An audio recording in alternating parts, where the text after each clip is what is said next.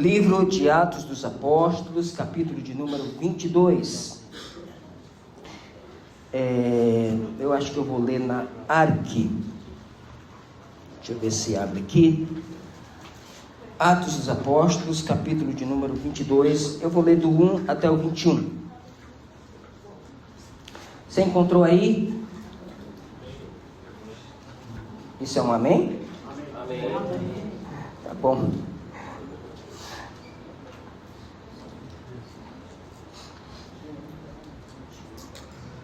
Atos dos Apóstolos, capítulo 22. Agora olhe para cá.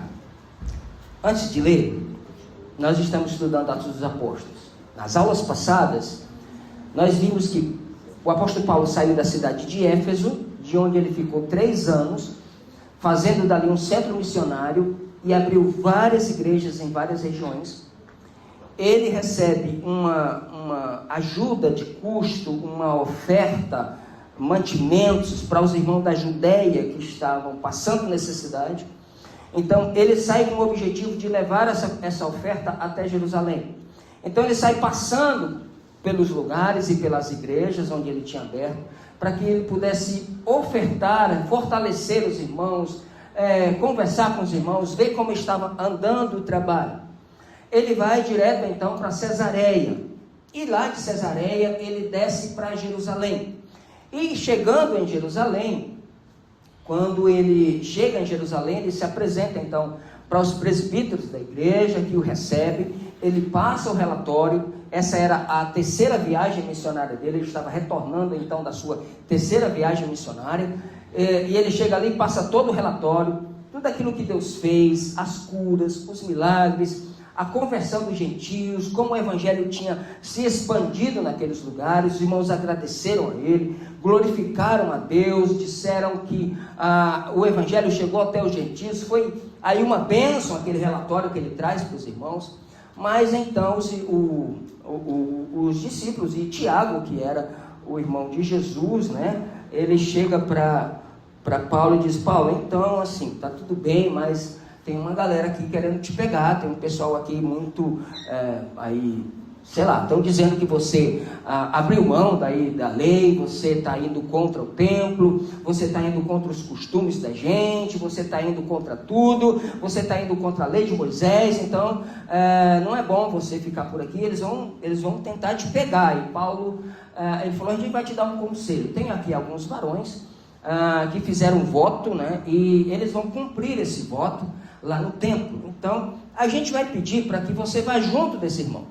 Então você vai junto com eles, rapa a cabeça, cumpre esse voto, paga por eles e paga por você também, e aí fica tudo bem, porque eles vão perceber que não é nada disso. Na verdade, Paulo nunca foi contra a lei, nunca foi contra o templo, nunca infringiu, nunca era um rebelde. Paulo apenas tinha entendido pelas Escrituras e por Cristo Jesus que o fim da lei era Cristo, e que Cristo já tinha vindo, se manifestado e estava trazendo salvação a todas as pessoas, e comissionado ele diretamente para que fosse o apóstolo, o pregador dos gentios. E aí Paulo faz, então, aceita, né, se submete aí para que não haja confusão, para que os judeus ali, ortodoxos e convertidos, pudessem ficar de boa. Ele vai lá e cumpre. Aí era uma semana inteira de festa, só que no último dia eles reconhecem Paulo, e aí não deu certo, né? Eles reconhecem que Paulo estava lá, e aí avançaram contra ele, o pegaram e arrastaram para fora do templo, acusando ele de blasfêmia e acusando ele de levar gentios para dentro do templo, porque eles viram Paulo com Tíquico, e Tíquico era um gentil, mais convertido, mas ele nem tinha entrado no templo. Então eles achavam que Tíquico que estava lá com Paulo, e aí foi aquela confusão toda e desceram a pancada nele. Bateram muito, aquele monte de gente, e aí foram avisar a guarda, e a guarda veio e entrou no meio da multidão, arrancou Paulo da mão deles e trouxe lá e perguntou: quem é esse homem? O que está acontecendo? Por que vocês estão batendo nele? Um dizia uma coisa, outro dizia outra. O comandante não entendeu nada do que estava acontecendo ali. Ele pega, diz assim: vamos guardar esse homem na cadeia, lá na fortaleza. A gente guarda ele lá, e depois então a gente, no outro dia a gente interroga, vê o que está acontecendo. E aí, o Herodes tinha construído uma fortaleza ao lado do templo, onde saiu uma escadaria do templo, né? Para direto, é chamada hoje, até tem filmes, a Fortaleza de Antônia. Então ele saiu dali e era guardado ali na guarda pretoriana, que era a tropa de elite ali dos romanos. E aí pegaram a Paulo e levaram. E aí quando ele vai saindo assim, ele fala com o comandante, que não era judeu, era grego. Ele fala com ele em grego e diz assim: eu posso falar com o povo? Aí ele olha, tu fala grego? Ele falou, falo. Eu falei, então, posso me defender? Pode. Bom, aí ele começa a falar com o povo, dá sinal com a mão, todo mundo faz silêncio, ele começa a falar, só que ele já começa a falar em hebraico. Mais assustado o povo ficou ainda, porque achavam que ele era um Zé Ninguém que estava ali tentando fazer um motim, alguma coisa. E aí ele fala já em grego, ou aliás, no hebraico, ou o aramaico, que era a língua falada na época de Jesus e ali naquela época. E aí ele se dirige ao povo. Imagine, irmãos, você na escada, já acorrentado os pés e as mãos. Imagine quantos socos ele não pegou. Nas costelas, na cabeça, nos dentes, na boca, nas partes, em tudo que é lugar. Esse discurso, o cara algemado, olhando para o povo e dizendo isso: varões, irmãos e pais, ouvi agora a minha defesa perante vós. E quando ouviram falar em língua hebraica, maior silêncio guardaram e disse: quanto a mim, sou varão judeu, nascido em Tarso da Cilícia, mas criado nessa cidade aos pés de Gamaliel, instruído conforme a verdade da lei de nossos pais, zeloso para com Deus, como todos vós hoje sois. Persegui esse caminho até a morte, prendendo e metendo em prisões tanto homens como mulheres, como também o sumo sacerdote, minha testemunha, e todo o conselho dos anciãos. E recebendo destes cartas para os irmãos, fui a Damasco, para trazer manietados, ou seja, presos para Jerusalém, aqueles que ali estivessem, a fim de que fossem castigados. Ora, aconteceu que, indo eu já de caminho e chegando perto de Damasco, quase ao meio-dia, de repente, me rodeou uma grande luz do céu, e caí por terra e ouvi uma voz que me dizia: Saulo, Saulo, por que me persegues? E eu respondi: quem és, Senhor? E disse-me: sou Jesus o Nazareno, a quem tu persegues. E os que estavam comigo viram em verdade a luz e se atemorizaram muito, mas não ouviram a voz daquele que falava comigo. Então disse eu: Senhor, que farei? E o Senhor disse-me: levanta-te e vai a Damasco, e ali se dirá tudo o que te é ordenado a fazer. E como eu não via por causa do esplendor daquela luz, fui levado pela mão dos que estavam comigo e cheguei a Damasco. E um certo Ananias, varão piedoso conforme a lei, que tinha bom testemunho de todos os judeus que ali moravam, vindo ter comigo e apresentando-se, disse-me: Saulo, irmão, recobra a vista. E naquela mesma hora o vi, e ele disse: o Deus dos nossos pais de antemão te designou para que conheça a sua vontade e vejas aquele justo e ouça a voz da sua boca, porque has de ser sua testemunha para com todos os homens que têm visto e ouvido. E agora, por que te detens? Levanta-te e batiza-te, e lava os teus pecados, invocando o nome do Senhor.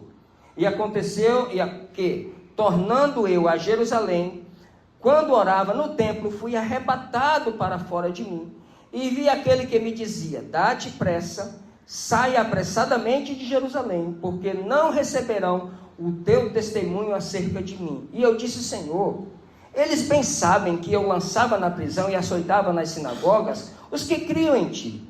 E quando o sangue de Estevão, tua testemunha, se derramava, também eu estava presente, e consentia na sua morte, e guardava as vestes dos que o matavam. E disse-me: vai, porque hei de enviar-te aos gentios de longe. Amém? Amém? Esse é o discurso do homem algemado E eu queria falar algumas coisas aqui sobre essa questão do discurso aqui. Ele, algemado diante da multidão, ele começa falando na língua hebraica, que era a língua ali falada, e trouxe então esse profundo silêncio, impacto, porque achava que ele era um judeu desviado, uma pessoa qualquer. Então aqui do versículo 1 ao versículo 5, ele se apresenta. Ele diz de onde ele era, onde ele estudou. Ele diz: eu sou daqui, eu sou judeu, eu estudei com Gamaliel, vocês sabem onde eu estudei. O sumo sacerdote me conhece, os fariseus aqui me conhecem, todo mundo aqui sabe quem eu sou. Eu não sou estranho para vocês. Aliás, eu fui zeloso como vocês estão sendo agora. Eu sei que vocês me bateram por causa de zelo de vocês. Vocês estão zelosos pela lei. E aí ele começa a falar, e aí do versículo 6 em diante, ele fala da sua conversão.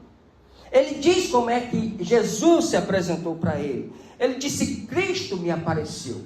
Eu peguei cartas aqui dos sumos sacerdotes, eu peguei cartas aqui dos anciãos, a autorização para passar em todos os lugares, sinagogas, onde eu visse, eu percebesse que ali tinha um cristão, os do caminho, que eu prendesse e trouxesse preso para Jerusalém.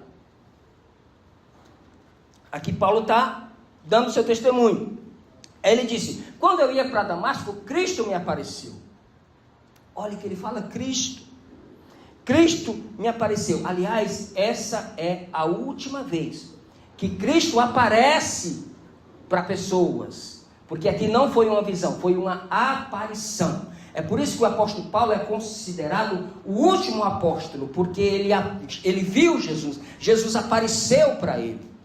Daí para frente, todos os outros tiveram visões. Aí você diz: e João na ilha de Patmos? Foi um êxtase, foi uma visão, não foi uma aparição, foi uma visão. E aí ele viu e ouviu, ele não saiu fora de si. E aí Cristo apareceu, ele disse: Cristo apareceu para mim, entendeu? E aí ele diz: eu estava indo para lá e Cristo aparece para mim, e eu ouço uma voz dizendo: Saulo, Saulo, por que me persegues? E eu caí, porque a luz foi mais forte do que o sol do meio-dia, eu fiquei cego na mesma hora. E aí eu disse: mas quem é que está falando comigo? Ele disse: eu sou Jesus, o Nazareno, a quem tu persegues. E ele achando que estava perseguindo um povinho, uma gente qualquer, mas eu estava perseguindo o dono do povo. Eu estava perseguindo o Rei dos Reis, o Senhor dos Senhores. E aí ele começa a explicar, do versículo 12 até o 16, Paulo cita o nome de alguns judeus, porque ele estava fazendo uma defesa. Ele diz: olha, eu estudei aqui, Gamaliel foi meu professor, o sumo sacerdote me conhece, os anciãos aqui me conhecem, e agora ele cita o nome de Judas e de Ananias. Eu falei: quando eu saí daqui, eu fui para Damasco. Quando eu fiquei cego, eles me conduziram até Damasco, porque Cristo me falou que eu seria levado lá para a rua direita. Lá tinha uma casa, um homem chamado Judas, que me receberia. E aí eu fui, e Judas me recebeu, que era um homem muito piedoso, que todos lá conhecem, na rua direita. Aliás, essa rua ainda existe lá, em Damasco até hoje, chamada Rua dos Bazares. E aí ele diz: olha, eu fui lá, e Deus mandou um outro varão piedoso, chamado Ananias, para que orasse por mim. Ele começa a citar nomes. Ele está dizendo: eu não estou contando história, eu não estou inventando história, eu estou dizendo localidades, nomes, para provar para vocês que eu não estou aqui inventando uma coisa, inventando um evangelho, inventando uma lei, não. Eu estou testificando de um Cristo poderoso que apareceu para mim no caminho de Damasco. E aí ele diz: olha, ele mostra então, do versículo 12 até o 16, tudo isso. E quando o Ananias ora por ele, falou assim: levanta e seja batizado. Ele não pensou duas vezes, levantou e foi batizado. E a orientação era que lave os seus pecados, invocando o nome do Senhor. A questão do batismo é extremamente importante. O batismo é extremamente importante, porque tem a ver com pertencimento, tem a ver com inclusão, tem a ver com dizer: eu não quero mais nada na minha vida a não ser o Senhor. Eu posso furar a minha orelha como escravo que vai ficar na casa dele eternamente, não me importa mais outras coisas, eu não tenho mais outros amores, eu não tenho mais outras questões, eu não tenho mais outras coisas para a minha vida, eu tenho apenas o Senhor. Senhor, e para Ele eu quero me batizar, e eu quero dizer que eu pertenço à sua família a partir de então. E aí ele se levanta, é batizado, e aí do versículo 17 até o 21, aliás, antes disso, foi revelado para ele a missão dele e o que Deus queria com ele. Falou: meu amigo, daqui para frente, você vai ver como é que é bom sofrer pelo Evangelho, e nem adianta dar murro em ponta de faca, nem adianta recalcitrar contra os aguilhões. Guarda aí. E aí, ele, do 17 até o 21, ele explica como recebeu essa ordem para os gentios. Ele diz: eu fui a Jerusalém. Depois eu orando no templo, aqui já não foi mais uma aparição. Ele disse: eu tive uma visão. Deus me orientou a sair de Jerusalém, porque ele disse que os judeus não ouviriam e não receberiam a mensagem que eu pregaria. Aí ele tenta argumentar com Deus: mas Senhor, eu estive aqui, e eles sabem como eu maltratava o povo aqui, então talvez o mais indicado para pregar seja eu que estou convertido. Aí o próprio Senhor diz assim: eles não vão te ouvir, vai embora daqui, eles não vão ouvir a tua mensagem, eu vou te mandar aos gentios. Quando ele fala isso no discurso, que eu vou te mandar aos gentios, aí o bicho pegou, porque aí estava tudo bem.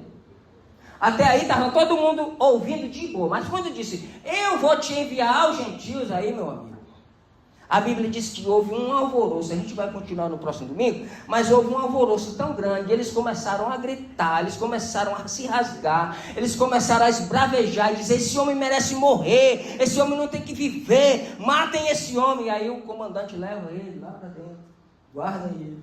E aí a gente vai continuar aí. Que coisa, né? Até aqui tudo bem? Posso beber uma aguinha aqui? O que a gente aprende com isso? O que dá para a gente aprender aqui, irmãos? O que dá para a gente tirar desse texto aqui para os nossos dias? O que isso tem a ver com a gente aqui hoje à noite? Com a nossa semana? Com amanhã, dia 13? Lá nos PGMs? O que tem a ver conosco? Primeira coisa que a gente observa aqui: o Evangelho não é sobre histórias bonitas. O Evangelho é sobre vidas mudadas de verdade. O que Paulo está contando aqui é como Deus mudou a sua vida. Porque todo mundo gosta de ouvir histórias de transformação. Todo mundo gosta de ouvir histórias que Deus transformou a vida de A e a de B. Mas o Evangelho não é sobre histórias bonitas, é sobre vidas mudadas de verdade. Paulo aqui não está pregando um sermão teológico com ponto, com subtópico, com aplicação, não. Ele está dizendo assim: eu era um homem perdido e Jesus mudou meu caminho, Jesus mudou a minha história, e isso aqui é Evangelho na prática. Não tem mensagem melhor para se pregar o Evangelho do que dizer o que Jesus fez na sua vida. Eu era um perdido, Jesus me transformou. Eu estava longe, Jesus me aproximou. Eu era um desprezado, Jesus me encontrou. Eu era órfão, Jesus me fez pai. Eu era viúva, Ele me fez marido. Ele é tudo para mim. Esse é o testemunho que converte corações. Você pode nunca saber pregar, você pode nunca dissertar um sermão, mas você sabe dizer o que Jesus fez na sua vida. Por favor, diga o que Jesus fez na sua vida. Evangelho é isso, é vidas mudadas de verdade. Agora, precisa ter a vida mudada. Porque se Jesus disse que a sua vida, Ele mudou a sua vida, e você continua no mesmo erro, aí não pode. Amém? Segunda coisa aqui, irmãos, é que o Evangelho alcança quem a gente não espera, quem ninguém espera. Paulo era religioso, Paulo era conhecedor da lei, Paulo era fariseu, Paulo era influente, Paulo era discípulo de Gamaliel. Além disso, ele era violento, ele era perseguidor e ele era assassino. Ele arrastava os irmãos pelas ruas, forçava os cristãos a blasfemar. Você sabe o que é? Ele pegar você pelos cabelos, botar no chão, pisar a bota no seu pescoço e dizer: nega a Jesus, infeliz, que eu te deixo viver. Isso era que esse homem aqui fazia. Você investia um tostão furado em Paulo? Você investia num ministério desse? Você acreditaria na transformação de um homem desse? Humanamente falando, Paulo era um caso perdido, até que Jesus atravessou o caminho dele. Até que Jesus entrou na história. Porque no meio do caminho de Paulo apareceu uma luz e apareceu uma voz e falou ao seu coração. A gente só está aqui hoje, meu irmão, porque no nosso caminho brilhou uma luz. E porque no nosso ouvido a gente ouviu uma voz que é mansa e suave. E ela falou tudo aquilo que precisávamos fazer. No meio do caminho sempre tem. E aí a voz falou: Paulo, Saulo, Saulo, por que me persegues? Pare de desistir das pessoas. Em nome de Jesus. Aquele familiar difícil, aquele colega endurecido, aquele vizinho indiferente. Deus ainda está encontrando pessoas no caminho. Não desista, não pare de orar, não pare de testemunhar, não pare de convidar. Esta é a nossa missão. Convide as pessoas, não jogue a toalha. Pare de rotular as pessoas dizendo: esse nunca vai mudar. Ninguém rotula ninguém coloca determinismo sobre a vida de ninguém, não. Onde a graça chega, o impossível vai embora, irmão. O impossível perde a força. Onde a graça se instala, o poder de Deus se apodera da vida, do lar, da casa, seja lá de onde for. Nunca jogue a toalha. Paulo era um caso perdido para todos eles.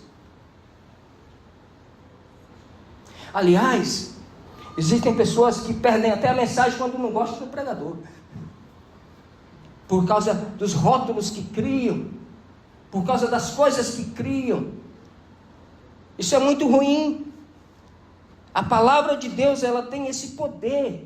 Deixa eu te perguntar uma coisa. Se você fosse evangelizar a cidade de Samaria, o que você faria? Você preparava o melhor obreiro, você instruía ele, orientava ele e mandava ele para lá. Jesus pega a prostituta da cidade. Perguntou nem se ela, o que ela acreditava nem nada. Diz: vai lá e chama o seu marido. E quando ela disse que não tinha, ele falou: é verdade. Tu é ficante.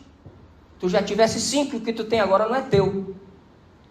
Aí ela reconhece ele como profeta. Ele já tinha dito para ela que era o Senhor, o Messias, que falava com ela. E ela saiu na cidade e evangelizou a cidade de uma forma tão extraordinária que Jesus ainda ficou com eles lá 3 dias. Ele disse: fica aqui com a gente, Jesus. Pare de rotular as pessoas. Pare de dizer que não tem mais jeito. Tem jeito sim. A graça de Deus sempre encontra o caminho de um coração, irmãos. Para um, Deus vem às vezes de uma voz mansa e suave. Fala levemente, né? Para outros ele vem com os 2 pés, igual em Paulo. Não falou com Paulo, ele derrubou ele, irmão. Ele veio com 2 pés em Paulo e derrubou ele. Senão ele não parava, senão ele não ouvia. Eita Jesus. William? Com 2 pés. Que ele venha na minha vida com os 2 pés, que ele venha na sua, que ele venha naquele que está longe, que ele venha naquele que está afastado, mas que a graça de Deus se estabeleça e se estenda sobre as nossas vidas.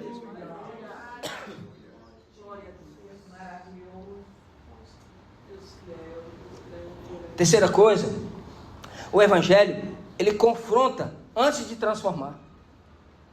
Antes de confortar, de transformar, ele confronta. Aí Jesus disse para ele: Saulo, Saulo, por que me persegues? Jesus não começa com conforto, ele começa confrontando ele. Jesus não consola Saulo primeiro, ele confronta ele. Você está errado. Você está perseguindo quem você não conhece, rapaz.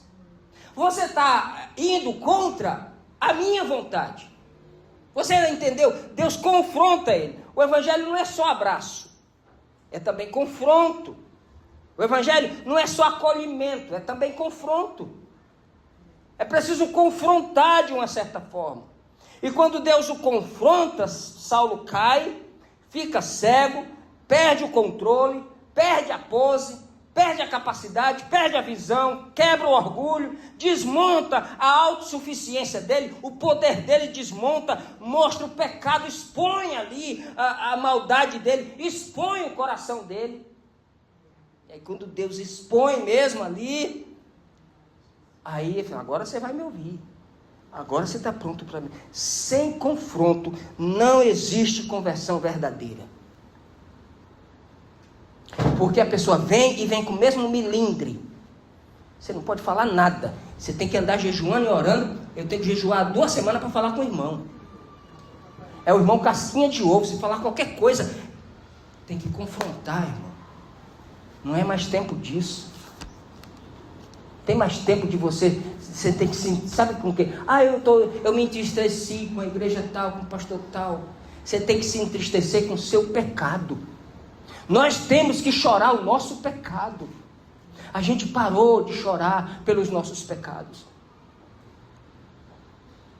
Até a ceia hoje tem uma outra conotação. Não existe mais aquela coisa que a gente vinha e tremia. Não que a ceia seja um momento para isso, mas eu estou falando de temor. É preciso que haja confronto. E não é eu que vou te confrontar, é o Evangelho. É o próprio Jesus que te confronta. Não sou eu. Ontem mesmo eu estava conversando com um moço às 5:30 da tarde. E ele perguntando sobre a igreja, sobre o trabalho. E perguntando. Eu falei, nós pregamos o Evangelho. Nós não bisbilhotamos vida de ninguém, nós não queremos saber da vida de ninguém, a gente não está preocupado com a vida de ninguém, nós pregamos o Evangelho. Se essa pessoa recebeu o Evangelho no seu coração, o Evangelho vai confrontar e vai transformar a sua vida. Não é eu com a minha voz, com a minha capacidade, com o meu cuidado, vasculhando rede social de ninguém. Não, é o Evangelho de Jesus Cristo que confronta o coração da pessoa e ao mesmo tempo tira, expõe ali a maldade da gente, destrona a gente, estilhaça as nossas defesas e nos coloca diante da presença dele, sem máscara, sem escamoteamento, diante dele dizendo, Senhor, a tua misericórdia é a única coisa que eu preciso. Então o Evangelho não é só abraço, é confronto. Se você foi confrontado, agradeça a Deus, você ainda é filho. Porque se você fosse um bastardo, nem confronto Deus te daria. Já te deixava entregue aos teus próprios pecados. Não é assim que a palavra de Deus diz? Se vocês fossem bastardos, não tinha correção, mas porque sois filhos, tem correção. Quarta coisa, o Evangelho exige sempre uma resposta imediata. Você já parou para pensar que com Jesus não tinha assim uma negociação? Senhor, eu estou pronto a te seguir. Falou, meu filho, as raposas têm as suas covas, as aves do céu têm o seu ninho, mas eu não tenho nem um travesseiro, uma pedra para botar na minha cabeça. Você tem certeza? Ah, Senhor, eu quero te seguir, mas deixa primeiro eu sepultar meu pai. É mais urgente pregar o Evangelho do que sepultar gente. Ah, deixa primeiro eu fazer isso. Não. Vem e segue-me. Você pode pegar os discípulos, todos eles. Jesus passando na praia, passando na coletoria, estava lá Levi. Vem cá, segue-me. A Bíblia diz, imediatamente ele deixa tudo e segue Jesus. O Evangelho exige uma resposta imediata. E é por isso que o texto diz aqui, levanta-te e ser batizado. O cara se levantou e foi batizado. Paulo não negocia, ele não adia, ele não racionaliza, não, ele levanta e é batizado. Não tinha mais nada ali para ele negociar. Porque a obediência tardia é uma desobediência disfarçada. Sabe aquele negócio de deixar para depois? Um outro dia. Uma outra oportunidade. Essa é uma desobediência disfarçada. Você não já sabe que Deus te pediu? Você não já sabe? Então por que você não fez ainda? Entende? Você não já sabe? Então quem entendeu o Evangelho responde sempre com atitude de pronto. Estou aqui, Senhor. Ou você ainda tem dúvida de que Ele é o Salvador? Ou você ainda tem dúvida de que Ele é o único que pode te levar ao céu? Ou você ainda tem dúvida que você mesmo por si só nem se banca, nem se suporta? Não sei nem como a gente às vezes se suporta a gente mesmo. Tem hora que a gente nem se aguenta, quanto mais a esposa, quanto mais o marido. Tem hora que a gente é azedo, tem hora que a gente é ruim. Só Deus suporta a gente. E aí, diante dele, diante dos questionamentos, diante das perguntas, diante da inquirição de Deus, eu fico sempre adiando. Eu fico sempre deixando para depois. Com Deus é aqui e agora. Resposta imediata. Qual é a resposta que você tem para Deus? Diga aí para você, no seu coração, qual é a resposta que você dá para Deus diante daquilo que Ele te propõe?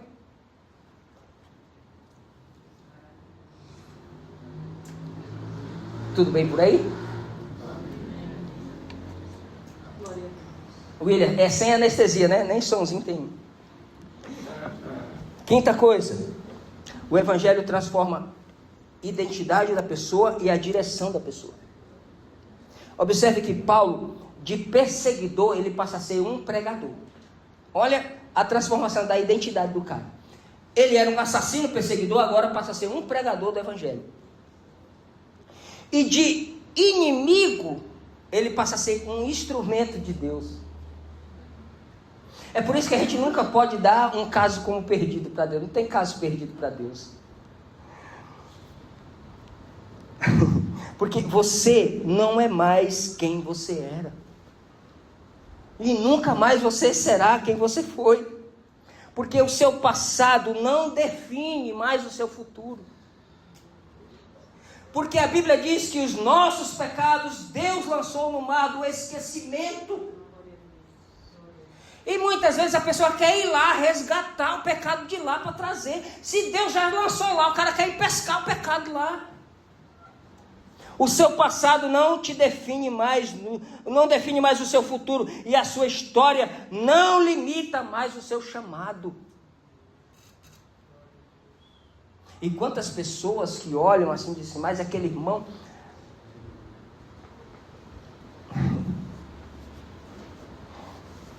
Não vou falar. Mas quantas pessoas olham assim e dizem, mas fulano, esse fulano sempre foi um... Aí diz aquelas, né? Então, mas foi, né?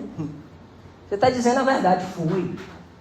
Ah, mas será que foi transformado? Eu falei, Jesus é quem transforma. Não é o passado que define a pessoa, é a identidade que ele tem agora em Cristo Jesus.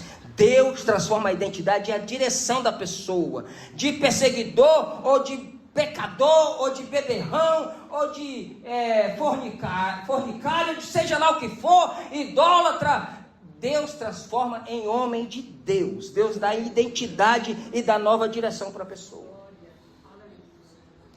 Porque o Evangelho, ele não vem para melhorar você. E muitas pessoas acham que vindo numa igreja, uma vez por semana, sempre eu vou melhorar. Não, o Evangelho não é para te melhorar. É para te fazer nascer de novo. Matar você. Primeiro, para depois te recriar de novo. Não tem como você nascer de novo se você não morrer. Então não é um remendo que Deus está fazendo em você. Deus não está remendando coisas em você. Ele está querendo que você morra. Transforme o vosso entendimento. Coloque o vosso corpo em sacrifício vivo no altar de Deus. O vosso culto racional é isso. É transformação. É morrer o velho homem. As coisas passadas já foram embora e tudo se fez novo. É uma nova pessoa, é um novo pensamento, é novos atos de justiça, é novo caminhar, é nova percepção da vida, é novo olhar, é nova direção, é nova identidade, é nova prioridade, é tudo novo na vida da pessoa. Tudo novo. Não é um remendo. Mas para isso você precisa morrer. E aí o próprio Paulo vai dizer, numa das suas cartas, dizendo, eu já estou crucificado com Cristo. O problema é que a gente fica crucificado e fica reclamando da cruz. A gente não quer ser crucificado. Ah, pastor, esse negócio de ser crucificado não é para mim não. Eu quero a bênção. Eu quero a chave do carro, eu quero o dinheiro na conta. Eu quero receber um passe na igreja e tudo ficar pronto para mim, tudo ficar bom. Entendeu? E eu voltar, os meus problemas estejam resolvidos. Ah, é? Isso não é evangelho não, meu amigo. Isso aí você pode receber em qualquer outro lugar. Na mesa branca, na mãe de Iná, seja lá onde for. Aqui é evangelho. Ele bota você com o pé no chão. Entendeu? E às vezes Deus tira o teu chão e deixa só na mão dele. Mas ele precisa matar o seu velho homem para fazer nascer um novo homem. Para que torne-se uma identidade de Cristo aí dentro. Você pode dizer amém? Amém. É. Não foi uma boa escolha. Você podia ter ido em outra church, mas você veio aqui. Tá bom. Sexta coisa, o evangelho envia. O evangelho não acomoda. Ele manda. Não é para ficar esquentando o banco também. O que o Ananias disse pela boca de Deus? Eu te enviarei. Paulo não é salvo para ficar confortável ali na dele. Ele é salvo para cumprir uma missão. Do mesmo jeito que eu e você. Fomos salvos para cumprir uma missão. Não existe. Se existe um crente que não entendeu ainda a sua missão, com certeza você não entendeu ainda o evangelho. Cristão sem missão está vivendo debaixo do propósito. Aliás, abaixo do propósito. Cristão sem missão vive abaixo do propósito. O propósito está aqui, ele está lá embaixo. Você foi alcançado para alcançar. Você recebeu para compartilhar. É por isso que a gente coloca aqui, nós recebemos, celebramos e transmitimos o amor de Deus. Você não entendeu ainda que é preciso abrir a boca e falar, que é preciso sair na rua e falar, que é preciso chamar o seu vizinho e conversar. O evangelho guardado é como maná de um dia para o outro. Apodrece, irmão. Deus dava o maná para o povo no deserto e dizia, ó, não guarda para outro dia não, que vai apodrecer. Mas não tinha uns teimosos que guardavam? Ia lá, vamos ver se é verdade. Fazia o teste. Evangelho guardado apodrece. Evangelho precisa ser compartilhado, porque ele transforma a vida das pessoas. Não podemos ser mais do mesmo. Não podemos fazer a mesma coisa que a gente veio fazendo a vida inteira.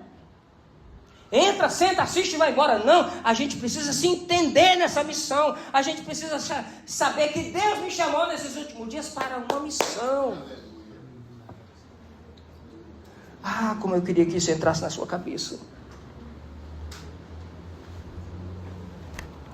Ah, como eu queria que você visse as pessoas morrendo aí fora. Ah, como eu queria que você percebesse isso. Que você tem um chamado. Você tem uma missão. Que você não pode desistir por nada. Que você não pode abaixar a cabeça por nada. Ah, como eu queria que você entendesse isso. Sétima coisa. Deus trabalha através de gente comum. Não é porque você não é um apóstolo, um pastor, ou seja lá a nomenclatura ou o título que você queira dar. Tem aqui dois nomes que Paulo lembra aqui. Judas de Damasco, que era o dono da casa, lá na rua direita, que era um homem comum com a casa aberta. Falou, estou precisando tratar um obreiro, onde é que eu vou mandar? Lá na casa de Judas, na rua direita. Tem uma porta aberta lá que vai tratar ele. Quem é Judas? Você nunca mais ouviu falar desse homem. Aí ele chama o Ananias, que era um discípulo comum, sem título, sem destaque, sem nada. Deus diz, Ananias, vai lá na casa, na rua direita, no número tal, Deus dá o endereço certinho, CEP, direitinho, vai lá na casa, lá tem um homem chamado Saulo, eu quero que você ore por ele. Ananias, Senhor, o senhor tem certeza? É Saulo, né? Senhor, aquele homem está perseguindo a gente, esse homem tem autorização para pegar a gente, Senhor. É lá, meu filho, vai lá. Porque Deus não está preocupado com celebridades, Ele está procurando gente disponível. Ele procura disponibilidade. Não importa se você é uma samaritana, ou se você é um Levi, ou se você é um Pedro, ou se você é um Paulo. Se você estiver disponível, Deus usa a sua boca, Deus usa a sua vida. Pessoas comuns, irmão. O evangelho é feito com pessoas comuns. O reino avança com gente comum que diz, Senhor, eu estou aqui. Se eu me mandar, eu vou. Você entendeu isso? Amém? Amém. Entendeu mesmo? Olha lá. A 8ª coisa, eu já estou caminhando para o final, tá? O evangelho acontece em lugares simples também. Por que tem que ter ar-condicionado, microfone? Aqui, ó. Besteira, né? Lá não foi num templo, não foi num culto, não foi num evento. Não tinha ciclo de oração, não tinha ninguém cantando, nada. Foi uma casa com um homem lá. Foi uma casa sem púlpito, sem louvor, sem estrutura, sem obreiro, sem nada. Ali foi gestado, foi gerado, foi dado os primeiros passos do maior pregador da história. Ali na casa de Judas. Não tinha estrutura, não tinha nada, mas tinha a presença de Deus, tinha a obediência e tinha gente disponível para trabalhar. Do que adianta, às vezes, a gente tem a estrutura, tem tantas coisas, e a gente não tem gente disponível para trabalhar. Você sabe, aqui nessa igreja, quantas pessoas já chegaram aqui, até deram nome para se congregar aqui, e foram embora, e nunca mais vimos, e nunca ninguém perguntou sobre essa pessoa? Muitas. Digo isso para minha vergonha. Muitas pessoas já entraram aqui, quero congregar com o Senhor, e foram embora, e nem sentimos falta dela. Nunca nem perguntamos por elas. Foram muitas.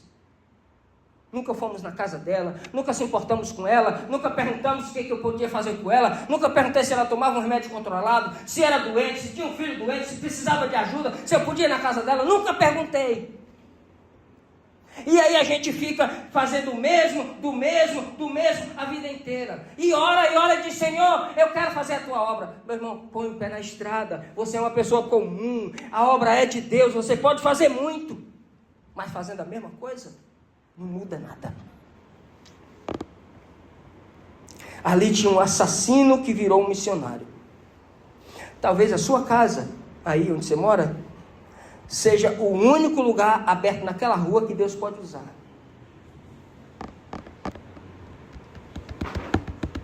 Talvez seja o único lugar naquela rua que Deus pode usar para falar com o povo da rua. Talvez ali seja o único ambiente onde Deus pode agir. Porque Deus não precisa de estrutura, Ele precisa de espaço. Ele precisa de um coração quente. Ele precisa de um coração que ouve a voz, que se entrega, e se doa, e vai mesmo. E eu sei que você tem os seus afazeres, e eu também.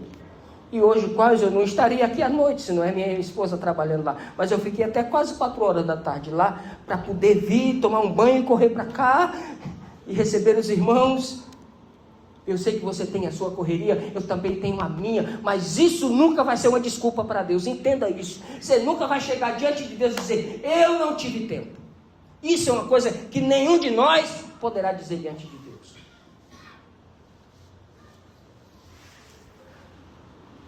Vou para frente, senão eu acho que eu estou machucando você. Mas é confronto. 9ª coisa, o evangelho é pessoal. É um pegando na mão do outro. É um conduzindo o outro. Não tem coisa mais bonita do que isso. Se a gente deixar de fazer isso, nós deixamos de virar igreja. Sabe o que a gente vira? Um clube. A gente vira uma aglomeração de pessoas que se encontram para nada.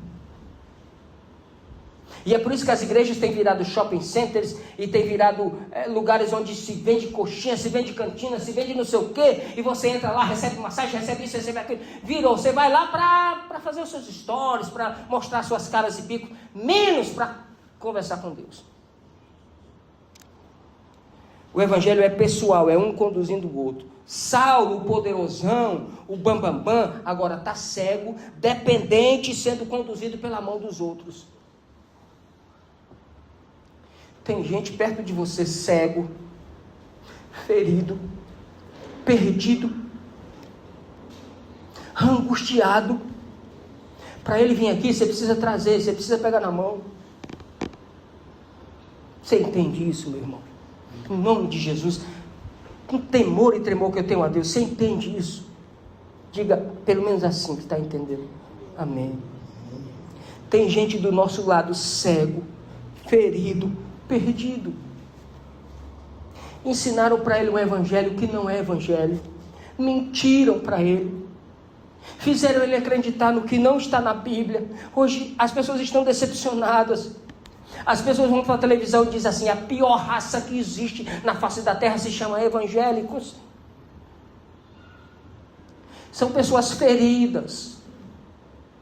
São pessoas que não suportam mais tanto sofrimento. A gente precisa pegar pela mão e trazer. Eles não vão chegar sozinhos. Não tem condição de chegar sozinho. É gente demais para julgar, é gente demais para apontar, é gente demais para tanta coisa. São poucos os que pegam na mão. São poucos os que se dispõem. Não, deixa eu ir lá. Eu vou lá, vou ver como é que está. Quem sabe eu posso fazer alguma coisa por essa pessoa. Quem sabe Deus pode usar a minha boca. Quem sabe eu posso ler um salmo. Quem sabe eu possa fazer uma oração, o céu se abre. São poucos os que querem ir. Ninguém vai chegar a lugar nenhum sozinho. Ninguém. Eu não chego a lugar nenhum sozinho. Nem você chega a lugar nenhum sozinho. E essa espiritualidade unilateral só com Deus não existe. Igreja é eclesia, é povo, é gente se reunindo em torno de um objetivo, a fim de se estimularem, de se exortarem, de se consolarem, de se confortarem, de se edificarem, para se aproximarem de Deus. Eu sou edificado com você, você é edificado comigo. A gente se consola e se exorta um ao outro. Isso é igreja, é um com o outro. Imagine se alguém se perder porque você não teve tempo. Pensa aí. Pensa aí o cara diante do tribunal de Cristo. Seu vizinho lá. E você olha para ele lá e vê que ele vai ser condenado, mas você não teve tempo de falar com ele. Isso, né? 10ª coisa, já estou terminando. Às 8 horas a gente termina, tá certo? O evangelho, ele gera discipulado. Ele não gera eventos. Ananias, ele ora, impõe as mãos, chama Saulo de irmão e integra ele na comunidade. Então agora você é nosso irmão, vem cá. Eu vou orar por você, impõe as mãos, você é meu irmão, integra na comunidade.